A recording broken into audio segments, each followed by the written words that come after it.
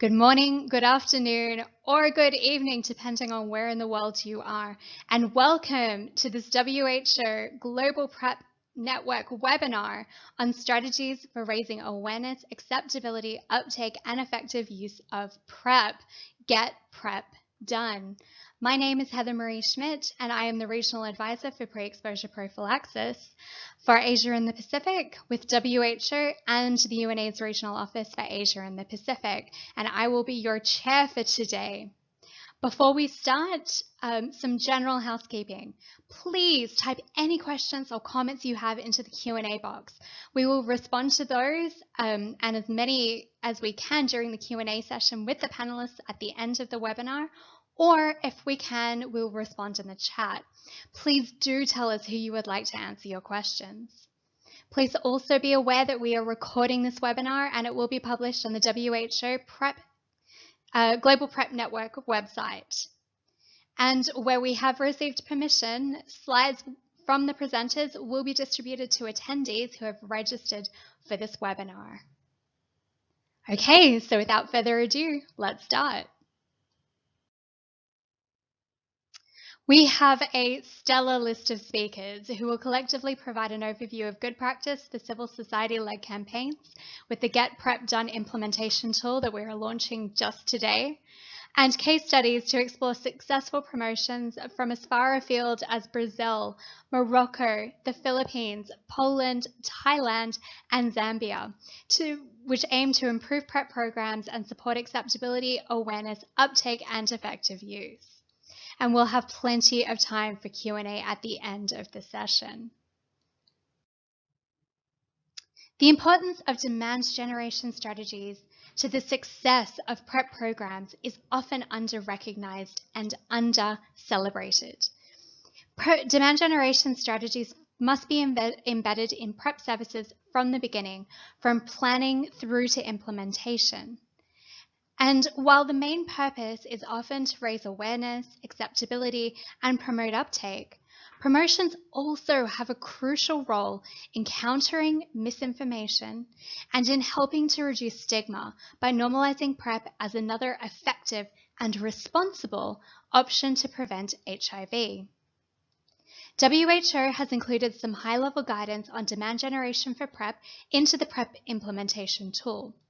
It's particularly highlighted as an important step for prioritizing and implementing PrEP services in the strategic planning module. And more information on the various ways to do demand generation, including through traditional outreach and clinics, mass and print media, and increasingly through social media and online promotions, as well as PrEP champions and influencers, is included in the Community Educators and Advocates module.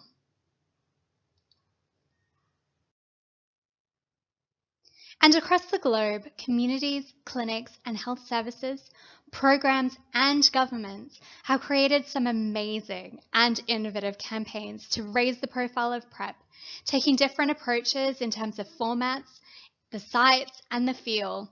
They may be fun, sexy, empowering, sensitive, sweet, funny, all of the above, or something completely different. And our webinar today will explore not only the best practice for conducting PrEP campaigns and demand generation, but 6 of these amazing examples we hope can inspire us all. Our first speaker today is Nikki Sawandi, the Communications and Demand Generation Officer in APCOM, a regional civil society network in Asia and the Pacific. He'll be launching the Get PrEP Done new toolkit, which has been specifically designed by and for the community to generate demand for PrEP among men who have sex with men. It will cover the inception phase through to monitoring, along with several easy to understand strategies for effective implementation. Our second speaker will be Bhuvaresh Srimanas, the Program Officer for Transgender Health at the Institute for HIV Research and Innovation in Thailand, and she'll be speaking about PrEP in the City, the first PrEP campaign for transgender women in Asia, and designed by and produced by transgender women. Our next speaker will be Danvig Rosadinho, Director of Operations at Love Yourself in the Philippines. And he will be speaking about hashtag Men of PrEP, a campaign that explored engaging online community influencers and the use of sex-positive messaging to create awareness of HIV PrEP among men who have sex with men in the Philippines. After that, we will have Dr. Inez Dorado from the Health Collective Institute or Federal University of Bahia, Brazil, and the representative PI of PrEP 1519. PrEP 1519 used different face-to-face and online strategies for generating demand for PrEP and other HIV prevention services. These strategies were employed as part of the PrEP 1519 demonstration study, aiming at analyzing the effectiveness of PrEP among adolescent men who have sex with men and adolescent transgender women aged 15 to 19. After that, we will have Dr. Mary Kakuri, the president of the Asociación de Lutte contra la SIDA, ALCS, in Morocco. And he will be speaking about Prom's le contrôle d'état santé, PrEP promotion in Morocco. Tell me about PrEP without telling me about PrEP. Our next speaker will be Dr. Bashoj Shetela from the Rockro Medical University and Rokrowski Centrum Zdrowia in Poland. And he will be speaking about prep.edu.pl and t22.pl, which coordinates and combines promotional and medical activities among all PrEP clinics in Poland and creates one platform to communicate with patients. And our final speaker will be Musanda Musanda, who is the Community ART Advisor for USAID in Zambia. And she will be speaking about Zambia's Ending AIDS campaign, a national campaign that aims to drive up demand for HIV prevention products, and that features a PrEP sub-campaign that has played a big part in increasing PrEP uptake in the country. Join us for our first presentation.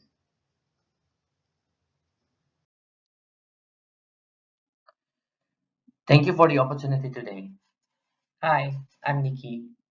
I'm the Communication and Demand Generation Officer at APCOM. APCOM is a regional organization working for the health and right of Cayman, MSM, and other SOGSC people across Asia Pacific region. I'm originally from Indonesia. Demand generation is a borrowed term from sales and marketing. It refers to comprehensive strategy for long-term engagement on product and services. This concept is not entirely new to APCOM. In 2014, APCOM piloted Test PKK in Bangkok. It's a city-based online digital campaign specifically tailored for MSM community. It has since branched out to several Asian countries, as you can see on the screen. Demand generation may vary in each country, depend on country context, legal environment, or online behaviors of targeted audience. That's why tailoring is very, very important. So what is this toolkit is all about? It's developed by APCOM with technical support from WHO and UNAIDS, based on good practices and lessons learned from activities implemented by APCOM and its country partners. Also from advocacy work on PrEP done by APCOM and TA activities on country level. On the screen, you could see the aim and specific objective of the toolkit for community organization. Please be noted, this toolkit also included frequently asked questions about PrEP. There's a lot of process involved to develop an effective and successful demand generation strategy. This toolkit recommends three phases: inception, implementation, and finally monitoring phase. The first step is really to setting up campaign objective, and it must be result oriented. It is important to note that gathering as evidence or strategic information to refine campaign objective and activities. This could be a size estimates or behavioral data of targeted population. We also strongly recommend FGD, and online survey for data collection to be able to understand your audience deeper. The most effective campaigns are those driven by data. Establish partnership and with service providers and other stakeholders like other community organization is very crucial. Ensure partners are able to provide relevant data for campaign monitoring, such as number of PrEP uptake and client attitude toward the service cascade. Target audience should be engaged with good messaging and content. You can use data from the FGD finding to make contents. Your contents should act like an antidote to community fear and misconception about PrEP, for example. A good content should be short, simple, easy to understand, compelling and appealing, memorable, innovative, and relatable. This toolkit provides tips and examples to develop messaging with several case studies for your reference. So let's move to the implementation phase. Popular social media platforms and specific online spaces like dating applications are very important mediums for sharing your campaign updates. You should assess opportunities and challenges posed by different platforms on a regular basis and make improvements from that. Please ensure communication tool and activities are catering to your targeted audience needs and interests. This can be achieved by the use of advertisement or a paid promotion to help reach the larger audience. To reach different layers of audience, you can also partner with key opinion leaders or influencers. They're like ambassadors. They must be trustworthy, credible, and respectable. This toolkit provides case study examples um, to help you define strategies for audience engagement. And for the monitoring phase, to track result, you should define indicators based on campaign objective. This could include like number of PrEP uptake, progress clinical data, social media analytics, number of inquiries you receive online. Identify and how to gather this data and provide the means of verification or supporting documents. For campaign evaluation, please bear in mind the monitoring campaign part and its activities is an ongoing process. Data will inform necessary adjustment for your campaign. As your campaign grows, you might need to change your approach, even reprogram or change your objective. You could do this by conduct a series of assessment to measure penetration of campaign and analyze the change of attitude among targeted populations. A series of assessment include baseline, midline, and final assessment with a number of cohort participants that is your targeted audience. So thank you so much for your kind attention and contact us if for any interest related to the PrEP demand generation toolkit. And terima kasih.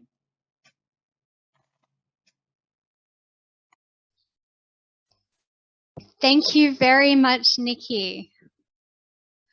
And I hope everybody could see those slides. I know that we had a few people who had some difficulty.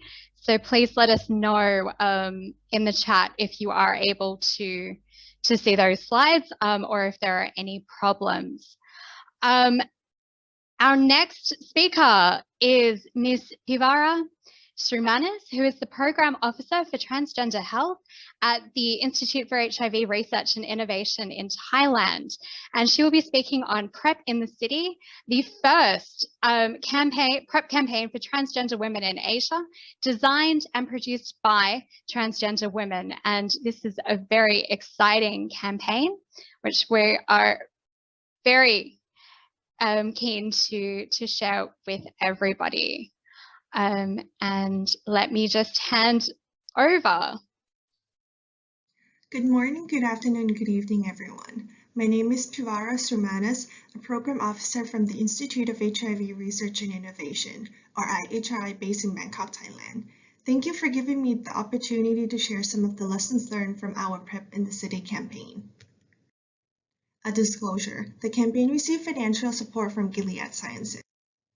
To start off the presentation, it is estimated that more than 43,000 transgender women are living in Bangkok, and 1/3 of them are at high risk and are eligible for PrEP. Despite the known efficacy, PrEP remains an underutilized method for preventing HIV transmission among transgender women. From far-fewer implementation of our key population-led PrEP program, which is the largest PrEP program in Thailand, run by trained lay providers who themselves are members of the key populations they're serving, to provide HIV services in community-based organizations. Transgender women represents only around 14% of the overall PrEP uptake. And as a leading sexual health clinic for transgender people, Tangerine Clinic understands the needs for trans-inclusive health communication materials and citywide campaign to scale up PrEP among transgender women. In October 2019, a pre-campaign assessment was conducted among 100 Thai transgender women to assess the awareness and willingness to use PrEP and the campaign communication preferences. These participants were recruited in person in public spaces around hotspot areas throughout Bangkok. Our findings show very low levels of PrEP awareness and the reluctance to use PrEP as driven by low levels of risk perceptions, even among those who may have been at risk. The awareness, knowledge, and where to access PrEP services remain the key challenges among Thai transgender women. Therefore, in September 2020, Tangerine, in collaboration with USAID, PEPFAR, Linkages Project, Ministry of Public Health, Bangkok Metropolitan Administration, launched the first national PrEP campaign for transgender women called PrEP in the City. PrEP in the City is the first PrEP campaign for transgender women not just in Thailand but in Asia, designed and produced by transgender women. The campaign shows glimpses of the lives of 4 transgender women as they juggle their busy work schedules, their roles as a mother, and their relationship with loved ones, all that while taking control of their health with their daily doses of PrEP. The campaign employs a positive gain framing messages instead of using any risk reduction messages around PrEP use, and making taking PrEP seems very similar to taking daily supplements for good health. The campaign also increases the visibility of transgender women in Thai healthcare system. The campaign was strategically portrayed on public transit, billboards, and LED screens in major districts in Bangkok for 1 month. Here, the advertisement was plastered on 20 BTS SkyTrain platforms and 10 buses that run through heavily trafficked downtown and areas populated by transgender women. Here on the LED screen at the bus Singosop intersection, which is one of Bangkok's main business centers. And here on the LED screen at Park Paragon department store, which is one of the largest department store in downtown area. The digital campaign was also featured as social media advertisement through Facebook, Twitter, and YouTube. And here is a short 15-second of the campaign.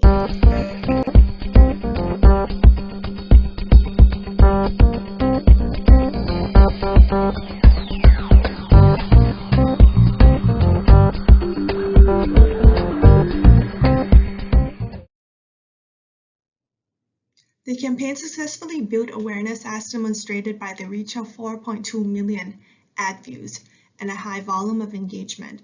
We also saw an increase in number of PrEP uptake from our key population-led PrEP program and also at government-supported sites. At Tangerine Clinic alone, coupling with gain framing counseling, PrEP uptake increased by over 270% in Q4 as compared to Q3 of 2020, and continue until Q2 of FY21, when the country was hit with another wave of COVID-19 pandemic. In addition, we saw a high number of PrEP continuation during the time. Despite the success, we faced some challenges during the implementation of the campaign. First and foremost, there was no specific efforts or interventions at national level that specifically target transgender women, which results in low transgender visibility and create further inequalities in the society. HIV-related stigma coupled with stigma related to transgender identity also delayed the launch of PrEP in the City campaign. Nationwide political unrest and ongoing COVID-19 pandemic at the time also affected the overall messages of the campaign. The final challenge was due to limited funding to maintain the campaign, which caused site activity to drop, and so did PrEP awareness reach when advertising ended after 1 month. In conclusion, trans community-led and community-owned response is critical in increasing access to HIV prevention, care, and treatment. KP-led PrEP service is the main delivery model to scale up PrEP in Thailand. Again, framing messages are crucial in PrEP campaign and service delivery processes to overcome any PrEP-related stigma. I'm simply just a facilitator for this campaign, which would not be possible without the transgender community. Therefore, I would like to thank everyone who was involved in the success of this campaign. Thank you very much. Thank you very much, Pivara. And this is truly a groundbreaking campaign. Our next presentation is from Danvir Crotadinho, who is the Director of Operations for Love Yourself in the Philippines, and he will be presenting on Men of PrEP. The campaign explored engaging online community influencers and the use of sex-positive messaging in creating awareness of HIV PrEP among men who have sex with men in the Philippines. I'm going to say this every time we present a campaign because they are all fantastic campaigns, but this is another great example of a community-led campaign. And just 1 second while I pass over to Danvik. Good morning, good afternoon, good evening, wherever you are in the world. I would like to thank the organizers of this webinar for inviting me to present to you today our experience in engaging online community influencers and using sex-positive messaging in creating awareness of HIV PrEP among men who have sex with men in the Philippines. We titled our experience here, Men of PrEP.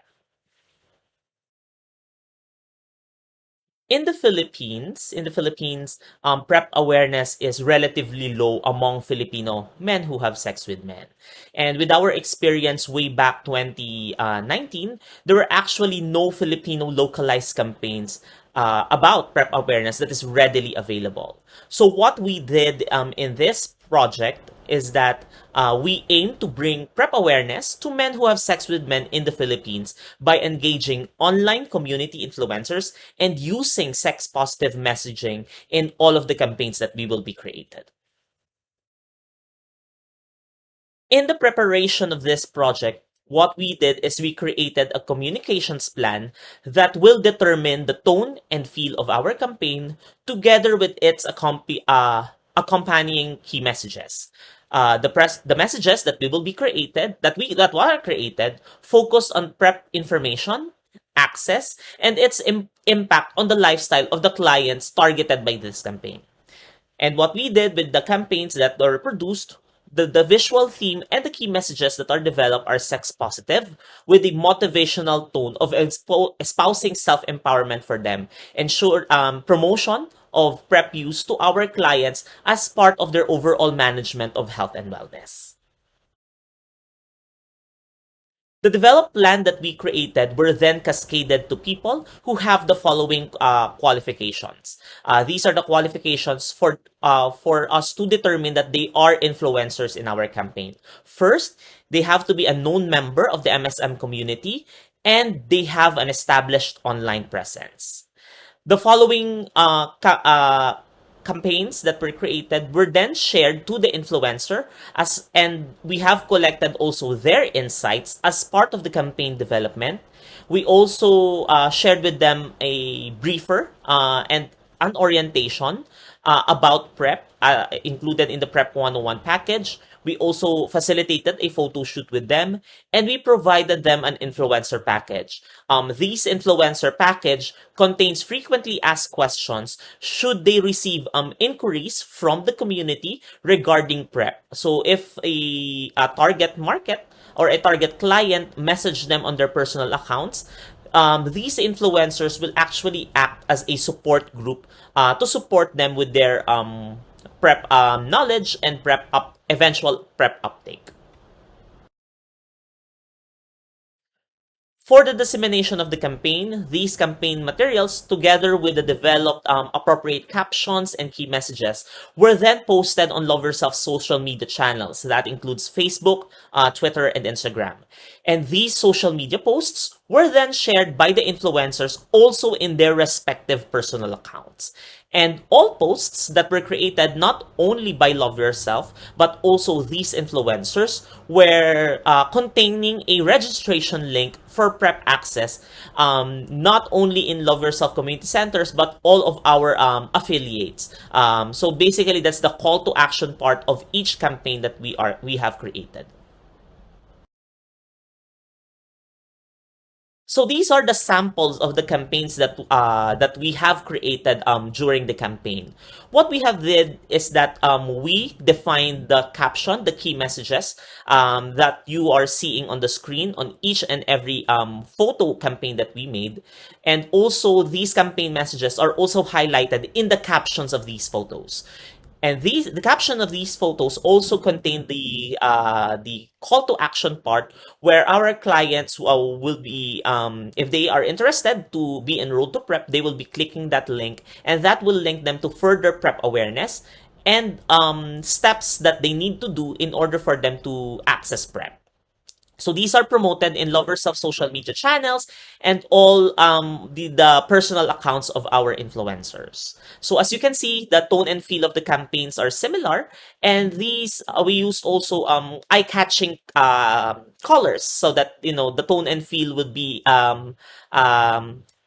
perfect for the target market. So basically, what we did in these campaigns is we need to educate our clients, we need to entertain our clients using the key messages that we made, and we need to inspire them to have proactive management of their health and wellness by enrolling themselves to PrEP. As output of the campaign, we have in total we have engaged 20 community influencers, and all of these influencers are actually engaged without monetary compensation. In each post that were created, the unique engagement for each post measured from as low as 8,000 to as high as 30,000 engagements per post in the period of the campaign, which is October to December 2019. And this is organic reach, meaning we did not spend any advertising campaign funds for this campaign. The PrEP registration link that was included in the captions of the post were accessed 25,000 likes, and the campaigns actually generated 2,000% increase in PrEP inquiries and 1,400 increase in PrEP enrollment in our Love Yourself community hubs, and in the duration of the campaign, which is October to December 2019. And what we have seen in this project is that the community can create demand generation activities in order to increase service uptake. And what we have seen also is that a sex-positive campaign powered by the community is effective in bringing awareness to PrEP.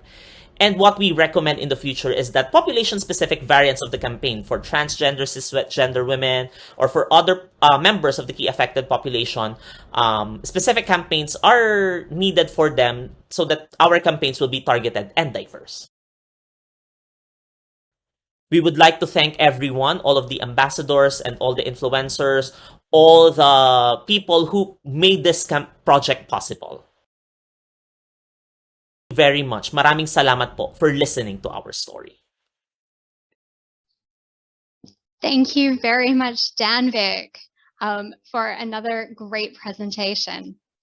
Our next speaker is Dr. Inez Dourado, and she is from the Health Collective Institute and Federal University of Bahia, Brazil, and is also the representative PI of the PrEP 1519 study. PrEP 1519 uses different face-to-face and online strategies for generating demand for PrEP and other HIV prevention services. These strategies were employed as part of PrEP 1519 as a demonstration study aiming at analyzing the effectiveness of PrEP among adolescent men who have sex with men and transgender women aged 15 to 19. Let me hand over to Inez. Hello, I'm Inês Dourado from the Federal University of Bahia, Brazil, and I wanted to thank the organizer of this webinar series to invite me to talk about demand creation for PrEP among adolescent key population in Brazil. So demand creation is important for adolescent men and transgender women, the so-called key adolescent population, as they are not easy to reach, not engage in healthcare, as most of them do not have a health need. Nowadays, as we know, social interactions are mostly online, especially for adolescents. Stigma and discrimination related to sexual orientation and gender identity are barriers to healthcare, service access, and HIV prevention care. Last but not least, the political context in Brazil of a growing wave of religious conservatives does impact HIV prevention. PrEP 1519 is funded by UNITAID. It's the first PrEP demonstration cohort study among adolescent key population aged 15 to 19, and it's ongoing in 3 Brazilian cities. It has several components, but I will focus in my talk today on the demand creation strategies. Our strategies before COVID-19 for recruiting, linking, and enrolling adolescents to PrEP, adolescent key population, involved the work of peer educators in offline venues, in youth venues, in school, community mobilization, and with service of the national health system. After COVID-19, we moved completely to the work on online platform. So peer educators work with hookup apps. They communicate using WhatsApp. They boost information on social media. They communicate with digital influencers, informing them about our work and our PrEP clinic. And we developed, through artificial intelligence, the first transgender chatbot, Amanda Self, there I will talk shortly.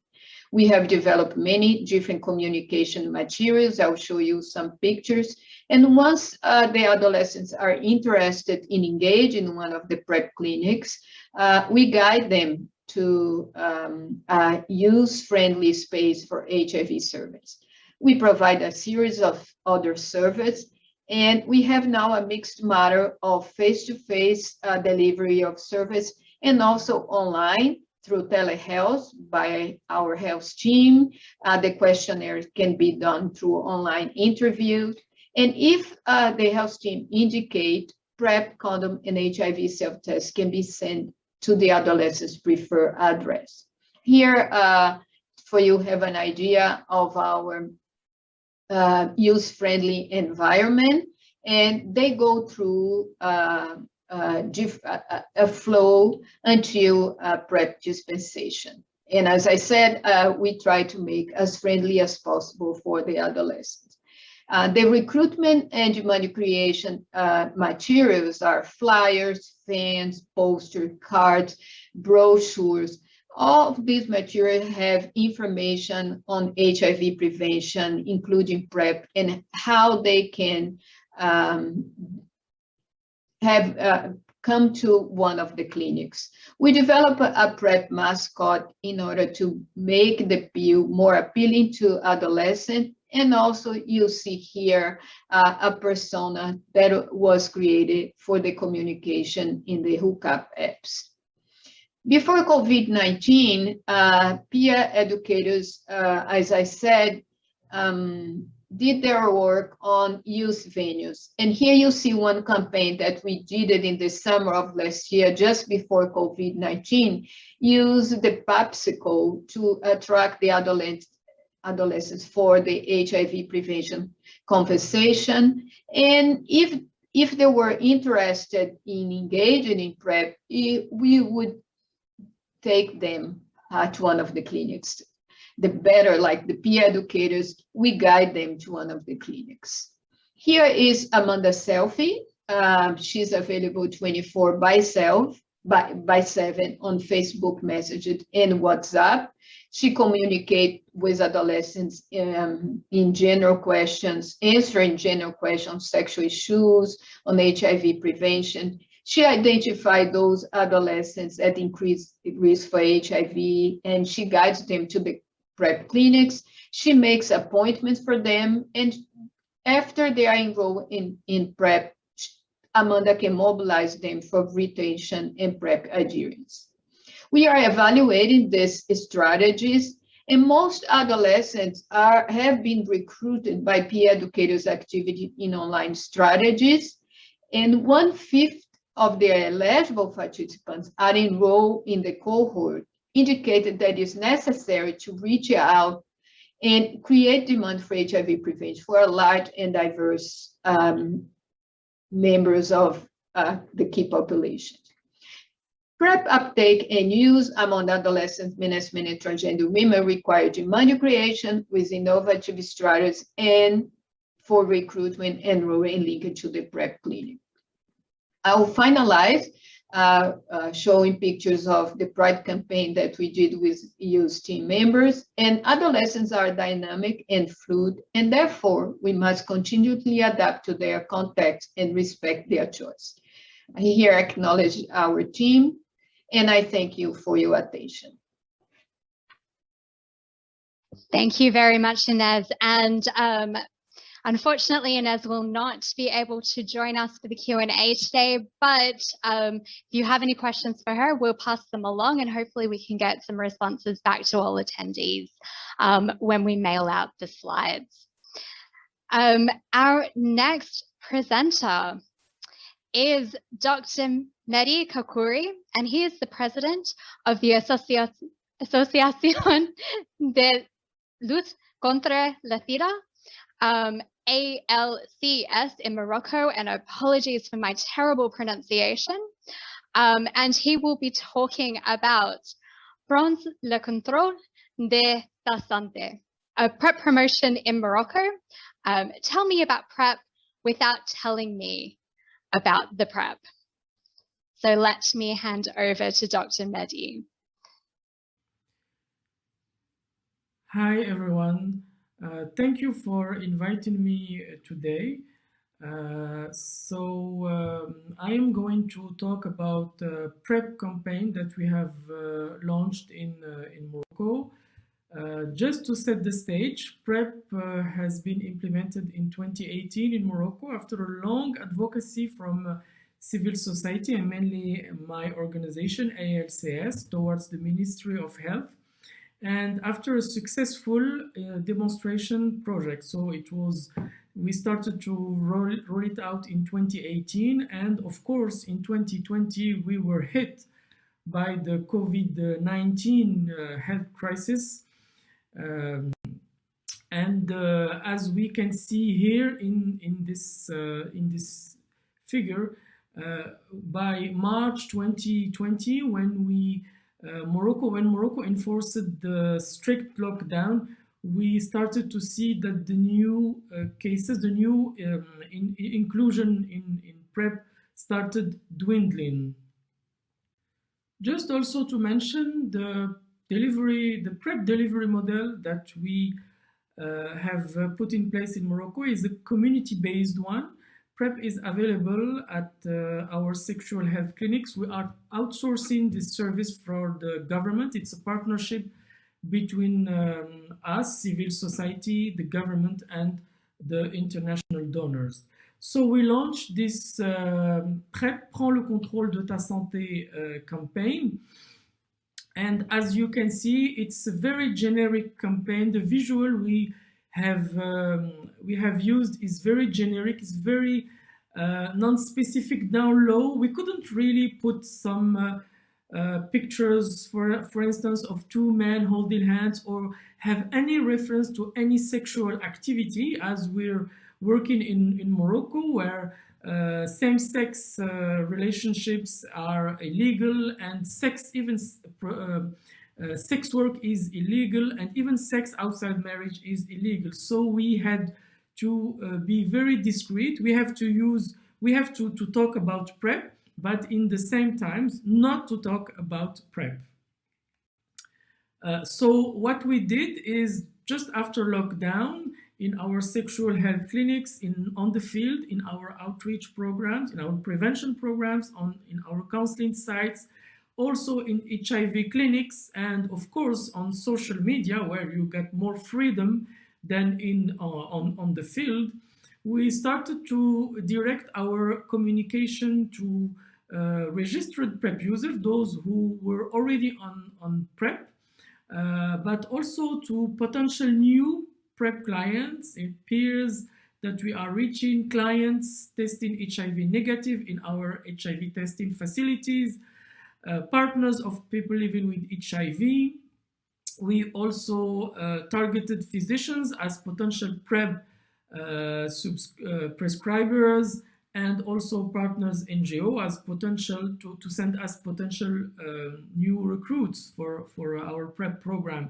So we launched this Prends le contrôle de ta santé campaign in French and in Arabic. We also had phone calls and reminders for the registered PrEP users to let them know that the service has resumed. We did a lot of information because we found that so many people were not aware about this service. So we had webinars, we had information on PrEP. We had a national workshop on PrEP. And also, as we noticed that the number of women using PrEP is disproportionately low with regard to the number of men, we launched within our Coalition Plus network with a partner NGO in Mali and in Mauritius, a research project. Actually, it's a demonstration project about PrEP and women that we called PrEP Femme. Those are some of the visuals that we have been used. Here you can see the PrEP Femme program, here the main visual that we were using. And we can see that right after we implemented this campaign, the number of new inclusions started to rise again.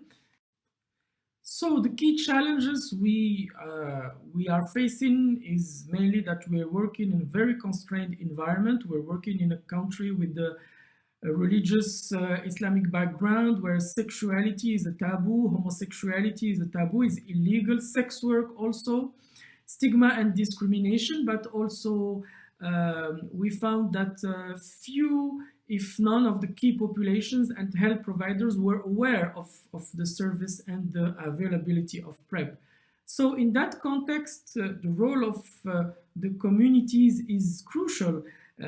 Communities would help to mobilize the community in a broader sense. They will help in the advocacy, in the demand creation. We have seen that our communication is very low profile. It can be effective if you have this community mobilization around it and helping you to get to the population. And of course, innovation is very important. Thank you very much.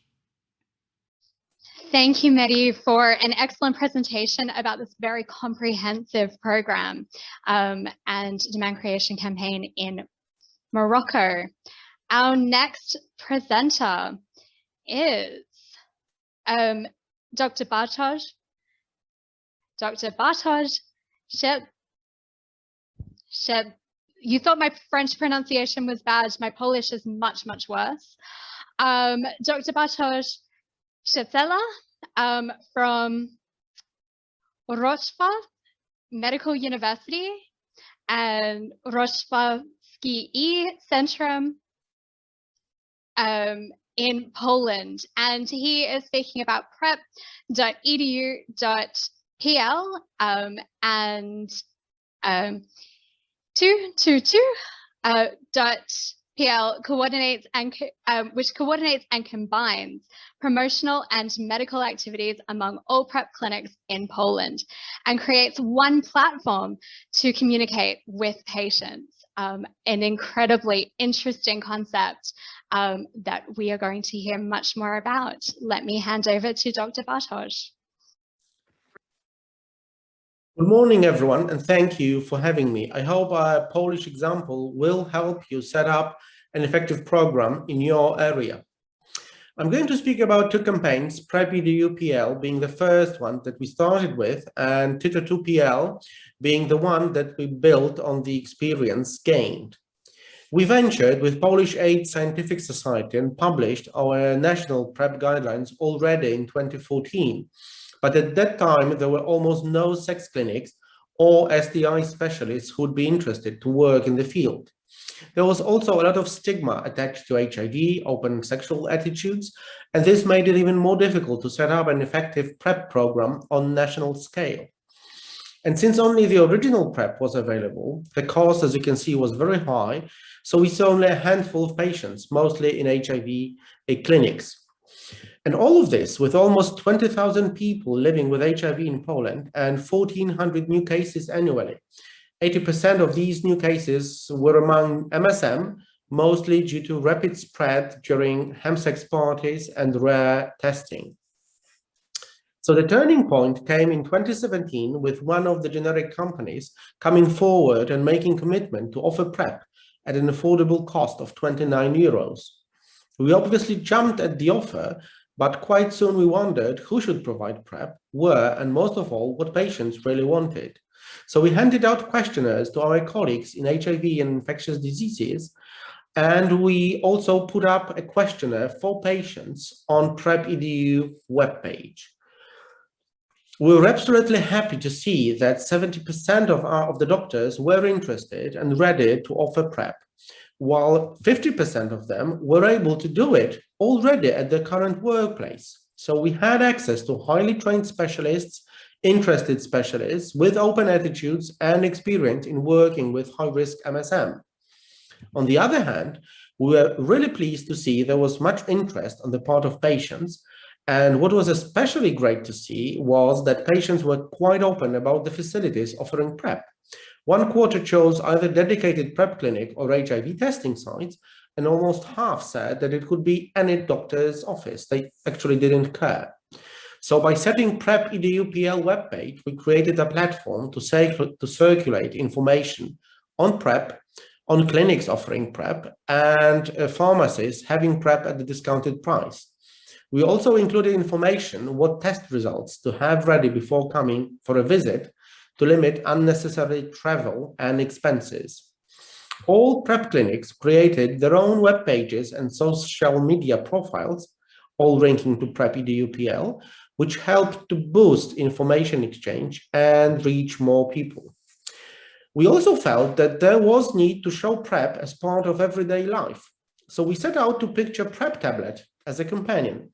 We wanted to show PrEP in everyday situations so that people could see themselves in these situations, whether it was New Year's party, taking off for vacation, orgy in Berlin, or just starting a new relationship when the trust still hasn't been built. We also gained support from Mr. Gay in Poland, Luke Krakowski, who joined our campaign with his own PrEP experience as a user. He posted a lot of media content on his own on YouTube and with Replica, one of the largest gay magazines in Poland. Also, Mr. Gay Europe contestants recorded and shared their messages on diversity and slut shaming, helping to neutralize misconceptions about PrEP use and its users. So the first clinic opened in Poland in Wrocław in 2017, and other sites followed. Now we have reached around 4,000 PrEP users, and basically all of them are MSM. What surprised us a bit was that PrEP clinics have also become STI centers for all patients, as there are still no actual sex clinics in Poland. Unfortunately, there's still no reimbursement for the medication. So when, where, who, and what? So clinic visits in Poland for PrEP take place every 3 months, either at PrEP clinics, HIV clinics, or GP offices with doctors who have decided to offer PrEP. So the system is basically based on physicians doing everything. So visits, blood tests, smears, and prescriptions. COVID epidemics made us revisit our first objectives, as it made abundantly clear the inequalities in access for people outside of large cities. This is why we applied for additional grants, which helped us set up a platform, Titer2PL, with a range of specialists, as you can see, who can be contacted remotely. You just set up the appointment and decide what modality you want to use, either phone, Skype, or whatever. It's free of charge for the patients, while the specialists and consultants are being paid. Thanks to that, we can offer PrEP remotely, no visits necessary. The patients just have to do blood tests on their own and just send in the results. So these are just a couple of screenshots from our current campaign. Hopefully it will catch on soon. We are planning quite a large campaign in open media. So this is what I wanted to share with you, these two our campaigns. So thank you for having me, and thank you for your great work.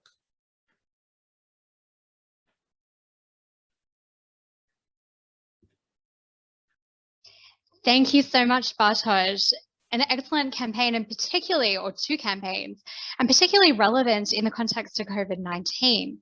And I'm sure that we are going to get a lot of questions in our chat about this.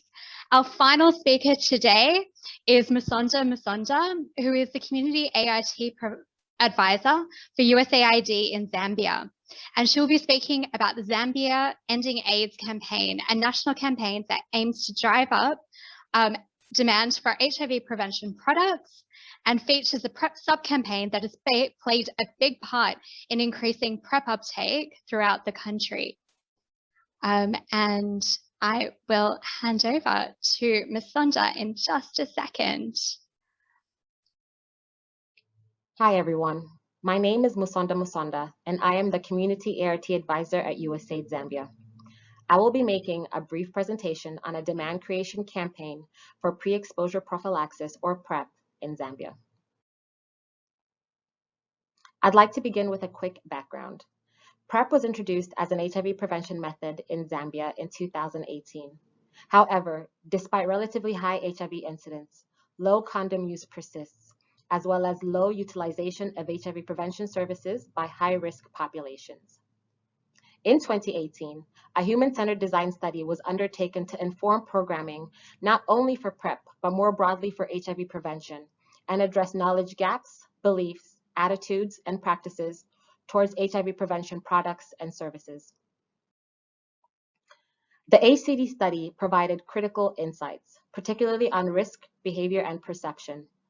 This includes the prevalence of multiple concurrent partnerships, low risk perception amongst individuals engaging in multiple concurrent partnerships, poor health-seeking behavior among men, and the perceived negative attitudes of healthcare providers. With the insights from the HCD study, profiles of targeted audiences were created. This includes peri-urban and urban adolescent girls and young women who tend to engage in multiple concurrent partnerships and are worried about HIV, but rely on their male partners to decide upon condom use. For young men, many work in the informal sector, have low health-seeking behaviors and risk perception, and are scared to bring up condoms if it will jeopardize their chances of having sex. So the result was the Zambia Ending AIDS campaign. This campaign seeks to reignite interest in HIV prevention by focusing on empowering young people to take control of their sexual health. As you can see from the graphic in the middle of the slide, it is a new campaign with a modern look that makes HIV prevention feel friendly and accessible. The Zambia Ending AIDS campaign promotes appropriate HIV prevention options tailored to the circumstances and needs of target groups, from the menu of effective interventions that are made available by the Ministry of Health in Zambia. Along with the traditional posters, brochures, and billboards shown in this slide, the campaign has an active social media component that allows young people to interact not only with each other, but with clinicians and public health specialists who respond to questions on HIV prevention products and services. More than 4.5 million people have been reached on social media with campaign messaging. In this slide, we'll take a quick look at the impact of the campaign. The number of clients newly initiated on PrEP has increased significantly from fiscal years 2019 to 2020. This growth has continued into the current fiscal year.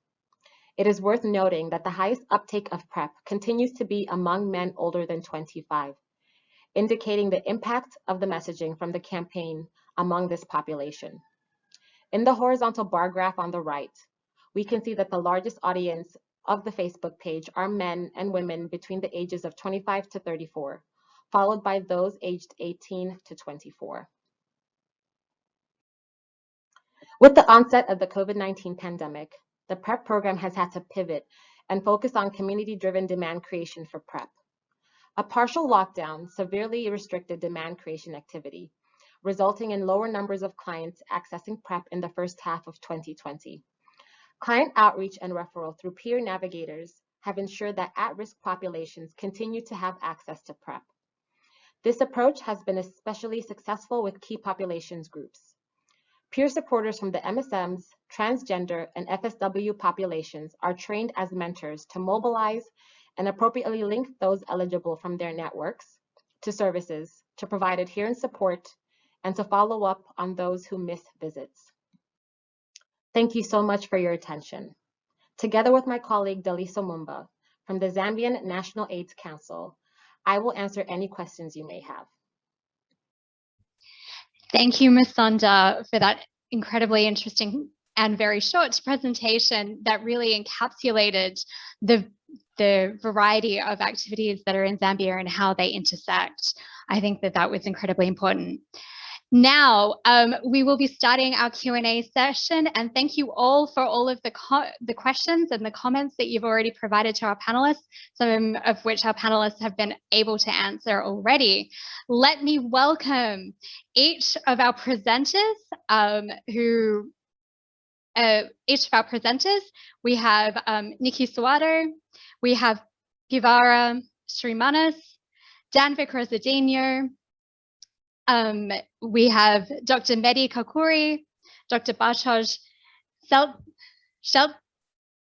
Shatela, we have Masunda, and joining us, we have Daliso Mumba who is the Civil Society Coordinator of the National HIV AIDS STI TB Council, NAC, in Zambia, who is joining us for the panel as well.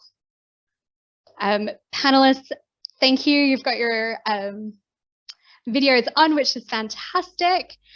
So we've had a number of questions, which are fantastic, but I think I wanted to start with the first question because this is a common theme for a lot of the questions that we've had, which is there's a lot of interest in how to create demand where there are real issues around stigma and discrimination, but also around criminalization. I wonder whether you have some advice that you can provide. Maybe we can start with Dr. Mehdi. Would you like to go first? Thank you. Yes, well, what we have to know that on the field, the situation is a little bit more complicated. There is stigma, there is criminalization of homosexuality and sex work and drug, but actually the ministries of health are pretty open. They let you work. So there is a kind of paradox within the same environment where you're working. The justice ministry are not okay with that, but the health ministry is okay. So it's a kind of a balance that you'll have to find, because the Ministry of Health, they know that these are the priority interventions, and someone needs to be doing it if they want to control the HIV infection. So I don't know if I am clear, but I mean, when you see that from a Western country, it seems like something not very logical, but we're living in something not logical. Thank you, Dr. Mehdi. And I think the issue of stigma and discrimination as well exists in countries that don't necessarily have overt criminalization. So perhaps one of our other speakers would like to comment on this. Maybe I can ask Daliso, do you have any experience around stigma and discrimination, particularly for the groups in Africa, in Zambia? Thank you very much. And thank you very much for allowing me to sit on the panel. I think just like Dr. Media said, I think we do face a lot of stigma and discrimination towards men who have sex with men or key populations in general, including female sex workers and transgender people. I think in Zambia, what we've done to try and address these issues is for us to expand the information and knowledge and make people more aware that these populations exist, particularly with our service providers.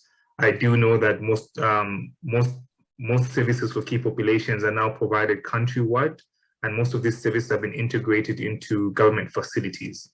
Of course, we still experience challenges, I mean, especially from the community, which these populations live in. We also do experience challenges in terms of accessing services due to self-stigma or stigma from healthcare workers. And it's a work in progress, to say the least. But significant achievements have been made since we started implementing services for key populations, including services for PrEP. And we continue to provide capacity and training for our healthcare workers. But of course, just like many other countries in Africa, we live in an environment that is not friendly to various key populations.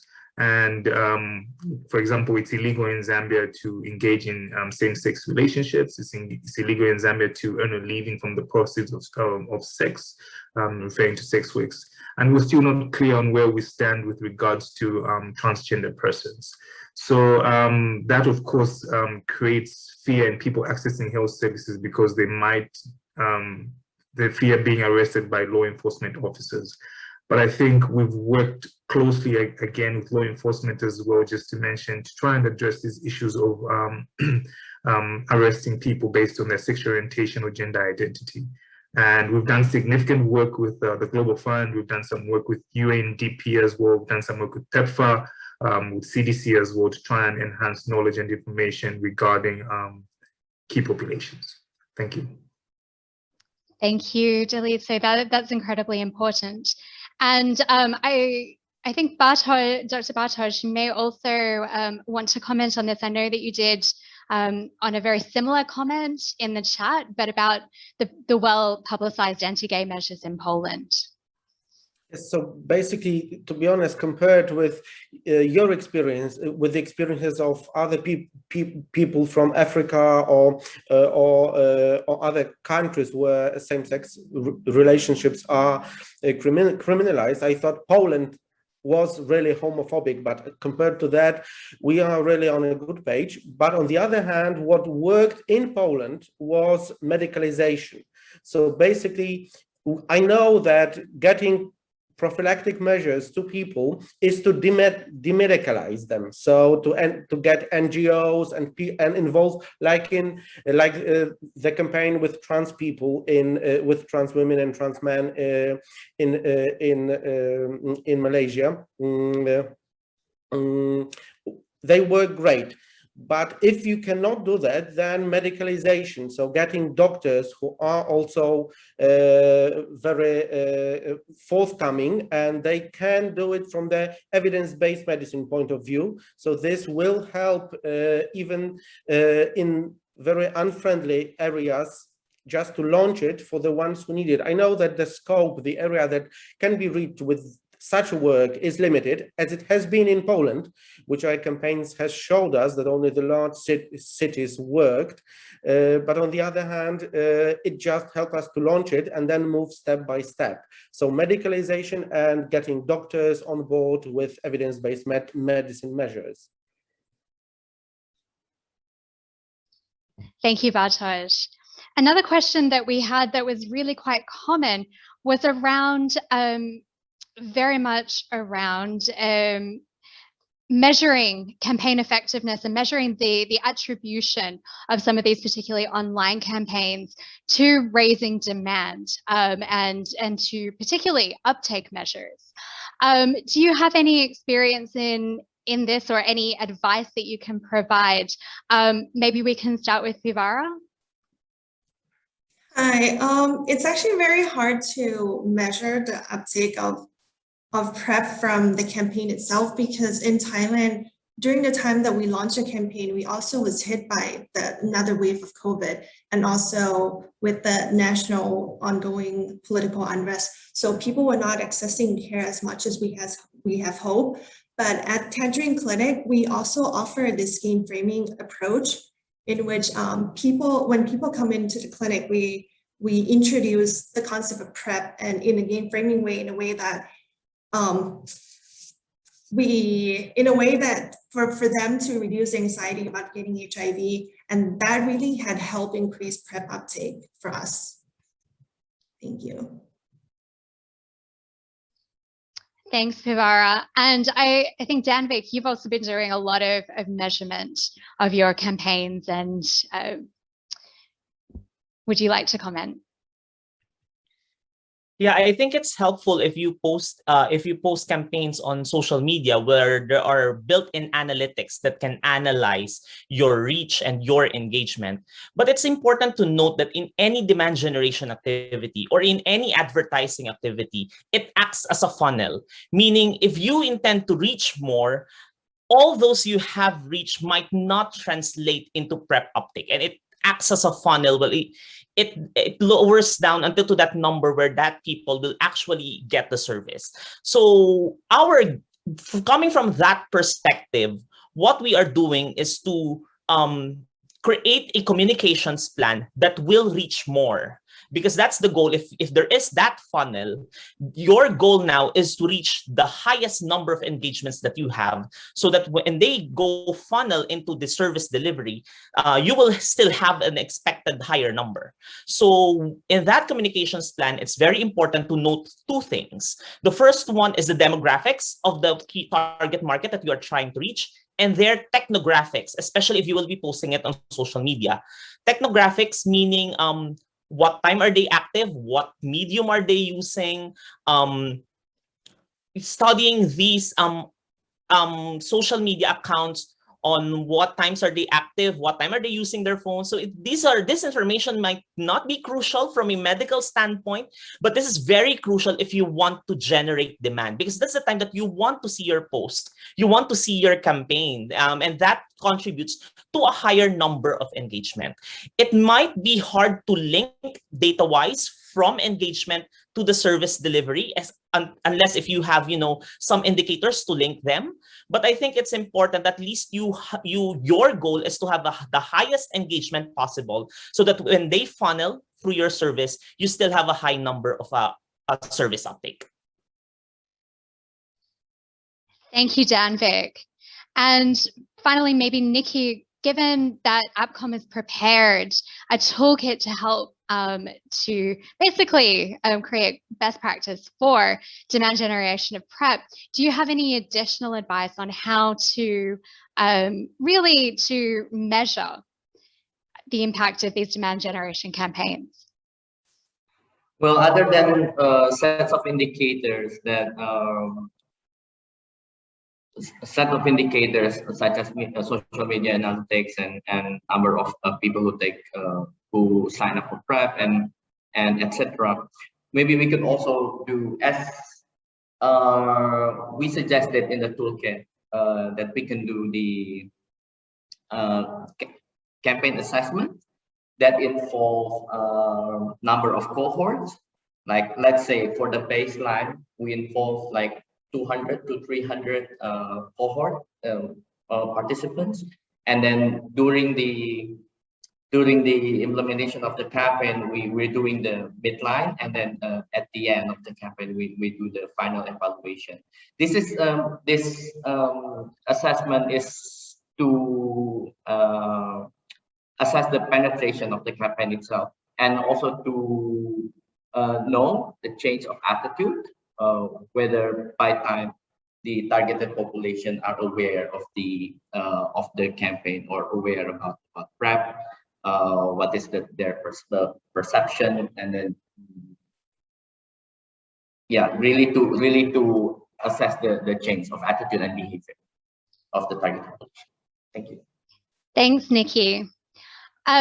Another question that has come up quite a lot in our Q&A, so thank you everybody, and I know that you're continuing to add your questions, is very much around adolescence. And unfortunately, we don't have Dr. Inez Dorado here, but I know a lot of your programs in your countries have experience with providing PrEP for adolescents, or the challenges and barriers of not being able to provide PrEP for adolescents. Perhaps we can draw on some of your experiences around both providing it, or in particularly some of the barriers to PrEP for adolescents. If we could start with you, Musonda.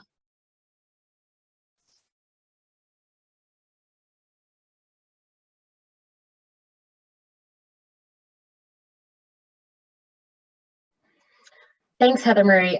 So in Zambia, the campaign initially began because when PrEP was introduced as an HIV prevention product for adolescent girls and young women, there was a lot of myths and misconceptions in the community. So PrEP was associated with promiscuity.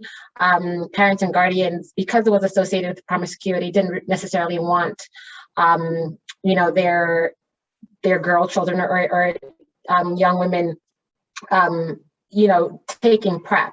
And so it was important to break these myths and misconceptions and help communities understand the roles that PrEP can play in helping adolescent girls and young women who are at risk in Zambia for a different number of reasons in averting new HIV infections.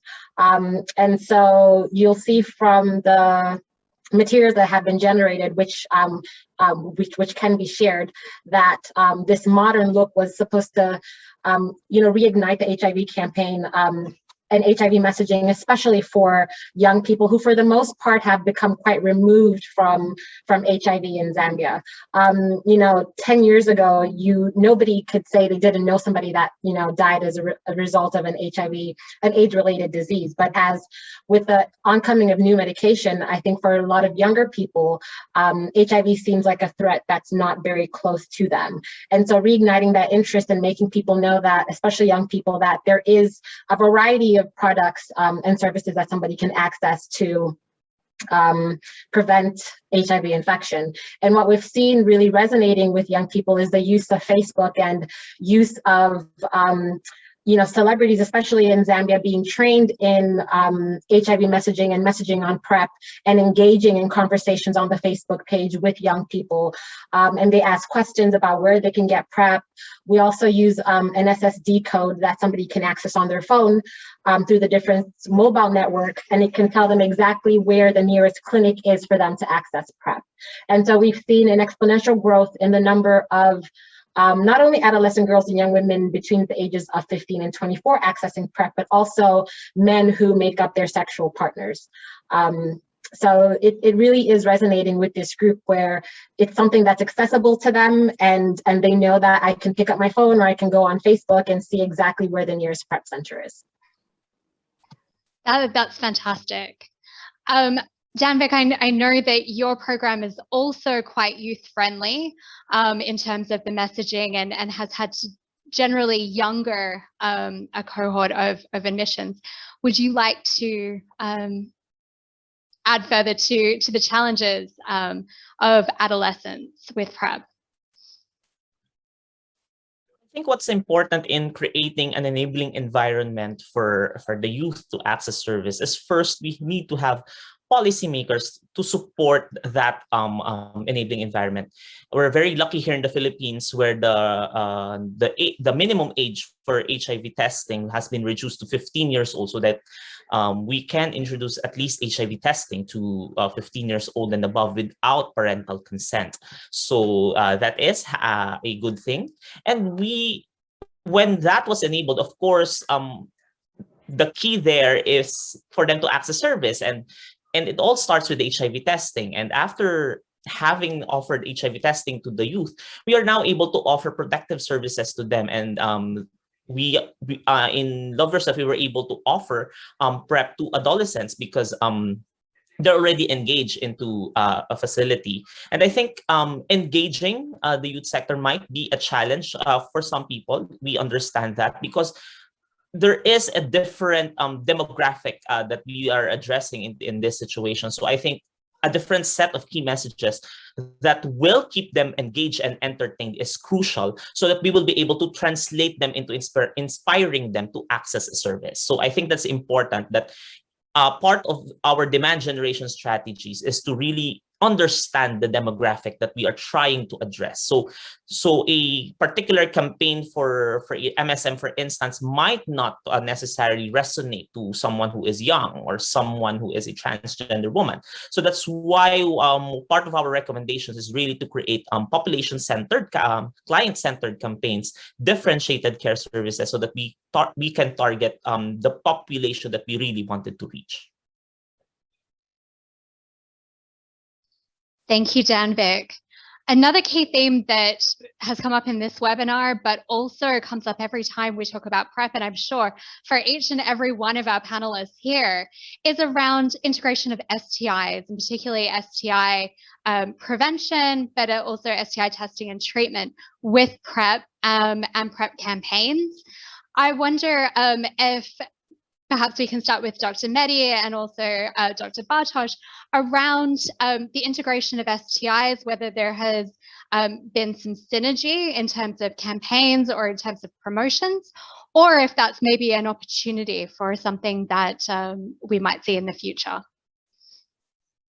Well, thank you. This is clearly an opportunity, of course.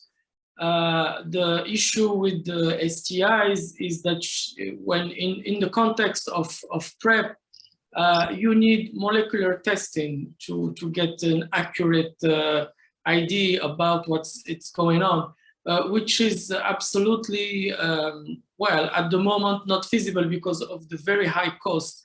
So we're feeling this is the missing part of our service. We know that. We're providing STIs management through the syndromic approach, but we don't know that this is not the best way to manage STIs for key populations for PrEP users, which are at higher risk of acquiring STIs.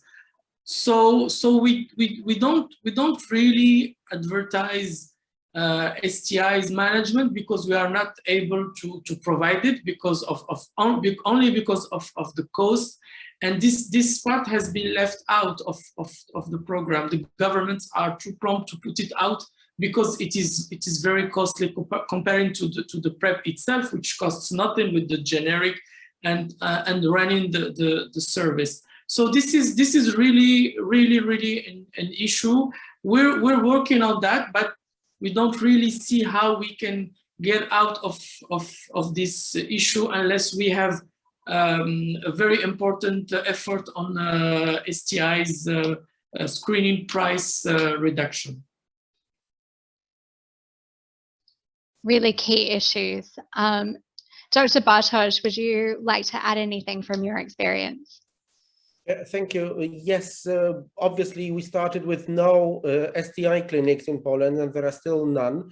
So with PrEP always goes with STIs, or in most cases goes in STIs. We see a sharp rise, not in just in the number of new diagnoses, because the people are getting tested. So from the starting point, we decided that all PrEP clinics should offer testing and treatment at the same place and at the same time. Most STIs could be tested free of charge in Poland, apart from the PCR that you just said, so the molecular testing, which is in most cases not free of charge.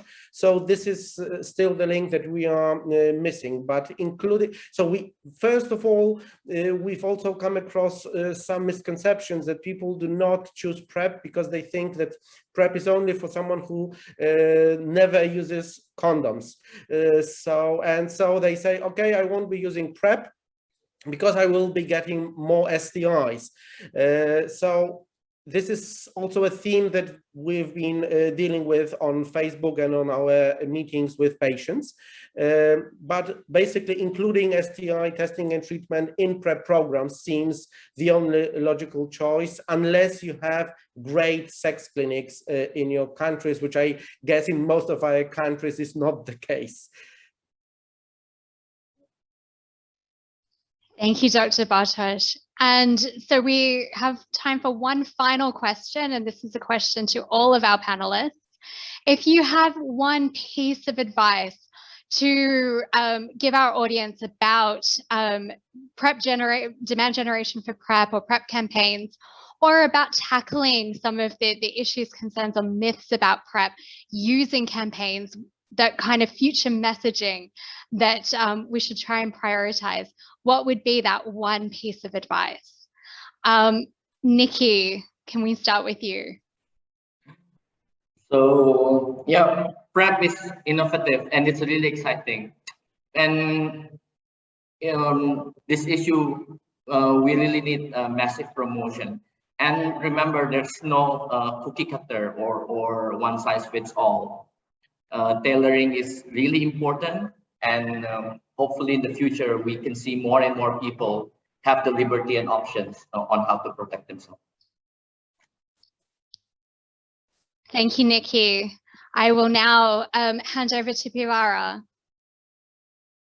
I would say community-owned responses would be the key to everything, including demand generation and everything in HIV cascade care and treatment. Thank you. Danvik? I would like to highlight what Pivara said. Communities have the power to create our goal of providing client-centered approach. If we understand communities, we will be able to create the complete suite of services that we wanted to offer, and at the same time, how we will be able to promote those services more effectively. As I always say, we know the market because we are the market. So it's really essential to listen to the communities. Thank you. I think that's a resounding agreement from all of our panelists. Mehdi. Thank you. Well, I'm afraid I'm going to repeat what have been already said. Community mobilization is key, and the inclusion of community from the very beginning, because you can design the most wonderful PrEP service. If it is not tailored to the need, if it's not addressing community issues, it won't be used. So community, and community. Thank you. Bartosz. I will be like repeating theme. So basically, first of all, you have to get the service. If you're, especially if you're living in an unfriendly country, so basically a medical service that is there, and then ask the community what they want, and they should just discuss among another. You can just help the discussion, move the discussion in with medical knowledge, but other than that, the community should decide what they want, where they want, and maybe even modify the medical places that offer PrEP. But first, you have to have the place where they can get official medical unbiased service, and then just include the community. It's better to do the other way around. First get the community and then the medical, but sometimes it's not possible. So you have to just juggle that. Thank you. Daliso, any advice from Zambia? Thank you very much. I think in addition to what everybody has said, working with the community is key. But for countries like Zambia, where we do know that there are challenges working with these populations whose sexual orientation or gender identity is really marginalized, it's important that we ensure that we engage all stakeholders, whether it's political leaders, law enforcement, gatekeepers, so that there's buy-in from everybody in terms of project implementation. I think with that, then you achieve meaningful impact. I think one other thing that we also need to focus on is also on data management in terms of data collection, evaluation, so that we see how we can improve our projects, where it's failing, and where we're making great strides. And I think this also talks about how we can also manage data in terms of showing the impact of our campaigns. Based on this campaign, how many people took up more services? What were the trends during the period of that campaign? So I think that's vital to have a better functioning program or project. Thank you. That's great advice. And for the final word from our panelists, Ms. Sonja. Thank you, Heather Marie, and thanks all. I think what Daliso mentioned is really what's been the key to the success in Zambia. We have a national PrEP task force that has Ministry of Health represented, National AIDS Council, Daliso sits on that, donors, but we also have representation from the different community members that we try to serve, and those are adolescent girls and young women, members of key populations. And to be honest, the willingness of the government in Zambia has really been incredible, or especially the Ministry of Health, and sort of pushing that agenda to say, yes, we have these, cultural issues and things that aren't clear around, these key populations groups, but whatever the case, we need to provide everyone with this service if we are going to get to epidemic control. And they've really been, so open to making sure that we scale up PrEP nationally. We started with 4 sites in 2018 and are now providing PrEP in over 1,000 sites nationwide. And these are not only community-based sites for adolescent girls and young women and also key populations, but these are public health facilities where healthcare providers are being trained to provide friendly services, not only to adolescent girls and young women and key populations, but also members of the general public. And so I think that collaboration between all of these stakeholders has really been key to ensuring that we have PrEP available nationally and averting new HIV infections and pushing towards achieving epidemic control. I think those are all incredibly important key messages: community, the involvement of stakeholders, scale, availability in multiple places, community, and measure it and having that evidence. There are some amazing key messages and key lessons from each of these programs, which have done similar things and different things, and I think will hopefully help all of you in our audience today and beyond in tailoring your campaigns and making them better and really getting PrEP done and making sure that those who need PrEP are able to access it. They know about it and they're able to access it.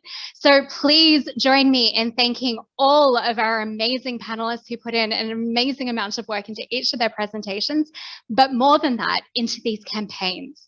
And so thank you to all of our panelists today.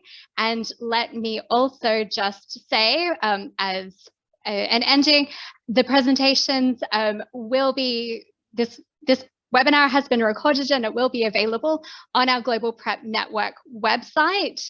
And we will circulate the presentations after this with, if we get a chance to answer some additional questions, we will also do so. And I also want to just quickly highlight that there is another presentation, by our partners, the Choice Global PrEP Learning Network, which is happening on the 19th of August.